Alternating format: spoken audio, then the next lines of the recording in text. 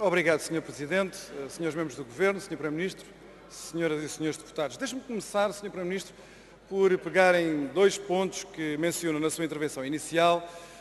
A primeira foi, o Primeiro-Ministro saudou a iniciativa da Comissão Europeia para recomendar uma posição orçamental para a zona euro como um todo. Nós também saudamos, até porque foi em 2015 nós, o Governo anterior, fizemos a proposta precisamente para haver essa recomendação para a zona euro como um todo.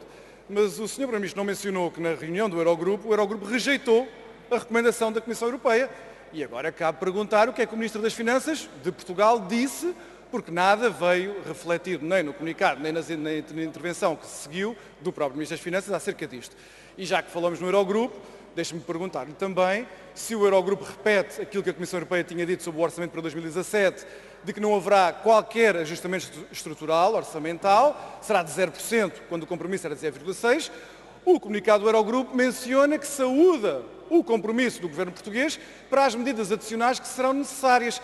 Eu gostaria de perguntar se é possível dizer-nos qual é esse compromisso ou se acontecerá como este ano, que ficaremos a conhecer o plano B apenas no final do ano, provavelmente em 2017, a seguir às eleições autárquicas. Mas pedia então que nos explicasse que compromisso é esse. O outro ponto que mencionou e que também é de toda a importância diz respeito a algo que está na agenda do Conselho, relativamente ao emprego jovem e às políticas ativas de emprego relativamente aos trabalhadores mais jovens. Nós presumimos que o Governo irá defender e que o Sr. Primeiro-Ministro irá defender precisamente a extensão do Programa Garantia Jovem e o reforço dessas iniciativas. Mas deixe-me lhe dizer que há muito trabalho que o Governo tem que fazer, não é em Bruxelas, é cá. Porque olhando para os dados que saíram de outubro do Instituto de Emprego e Formação Profissional, nós assistimos a cortes muitíssimo consideráveis, precisamente nos programas destinados aos trabalhadores mais jovens. No caso da qualificação jovem, nós estamos a falar aqui de cortes de mais de 1/5 no que diz às verbas e de muito mais de 1/3 no que diz respeito à população abrangida. Por isso, não se esqueça de defender os interesses de Portugal em Bruxelas, mas veja lá que tem muito trabalho para fazer aqui em Lisboa e em Portugal. Quanto ao resto da agenda do Conselho Europeu, que está muito concentrada também na questão do aprofundamento da cooperação, da defesa e da segurança externa, tenho também aqui algumas perguntas para lhe fazer, gostaria da sua resposta tão concreta quanto possível. A primeira é que nós sabemos que este movimento que está a ocorrer na Europa corresponde à reação, digamos assim, ao desafio americano para os Estados-membros da União Europeia que pertencem à NATO, para que aumentem os seus respectivos orçamentos nacionais no que diz respeito à despesa com a defesa. A pergunta muito concreta é: o Governo vai aumentar os gastos com a defesa, sim ou não, para o ano ou nos anos seguintes? O outro ponto diz respeito à questão das sanções contra a Rússia. Até esta semana nós julgávamos que havia uma única doutrina, como deve haver, no Governo de Portugal sobre as sanções contra a Rússia, e que essa doutrina tinha sido exposta por si, Sr. Primeiro-Ministro, quando no fundo repetiu a mesma tese, idêntica ao do Governo húngaro de Viktor Orbán, quando dizem que as sanções são contraproducentes, devemos passar por uma fase de cooperação, prejudica as economias nacionais e não afeta a Rússia. Essa era a doutrina até há umas semanas quando se pronunciou sobre isso.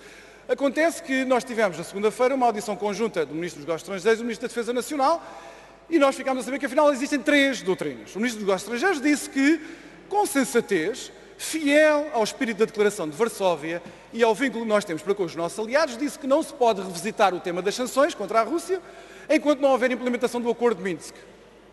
Razoável e sensato. Mas o Ministro da Defesa Nacional, no minuto seguinte, avançou uma nova doutrina que nem sequer é a sua. É a doutrina de que as sanções são, em toda e qualquer circunstância, más. Portanto, eu gostaria, num tema tão importante como este, que o Parlamento ficasse a conhecer qual é a doutrina do Governo português. Este tipo de divergências são imensamente perigosas. Na agenda do Conselho há também um ponto relativo à Síria.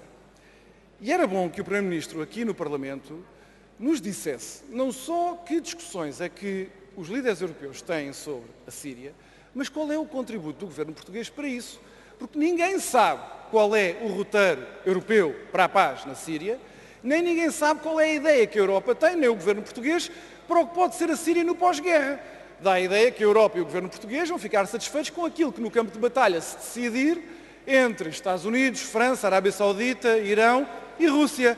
Se é assim, é bom que nos digam para ficarmos avisados, mas não é boa política nem contribui para a relevância da Europa na cena internacional. Finalmente, O Sr. Primeiro-Ministro deu uma entrevista há poucos dias a uma televisão onde retomou o tema da renegociação da dívida. Evidentemente que quis apaziguar a coligação parlamentar de apoio ao Governo, mas, deixe-me que lhe diga, ao fazê-lo, colocou os interesses dessa coligação governamental, de apoio parlamentar ao Governo, colocou os interesses dessa coligação à frente dos interesses dos portugueses. Porque, repare, disse-nos que durante um ano não se passará nada até às eleições na Alemanha. Mas a seguir impõe-se essa discussão sobre a renegociação europeia. Expõe os portugueses a um risco totalmente desnecessário e evitável quando, ponto 1, a situação em Itália não é particularmente convidativa à confiança, e isso diz respeito também à dívida italiana, e, portanto, é precisamente nesse momento de maior vulnerabilidade que o Primeiro-Ministro de Portugal recoloca o problema em cima da mesa, e veja bem que, daqui para um ano, com tanta coisa que pode acontecer daqui para um ano, imagino que se as pessoas levarem a sério aquilo que disse nesta entrevista, e nada acontecer, conforme as suas previsões de que vai haver uma grande abertura para haver essa renegociação da dívida... Deputado, já ultrapassou o seu tempo, peço para concluir. Eu vou terminar, Sr. Presidente. Se as pessoas o levarem a sério, a única coisa que vai sobrar é não vai haver renegociação da dívida e o Primeiro-Ministro de Portugal não acredita na sustentabilidade da sua própria dívida. Obrigado, isto é expor os deputado. portugueses a um risco tremendo e totalmente evitável. Muito obrigado, Sr. Presidente. Tem a palavra a Sra. Deputada Catarina Martins, do Grupo Parlamentar do Bloco de Esquerda. Faz favor.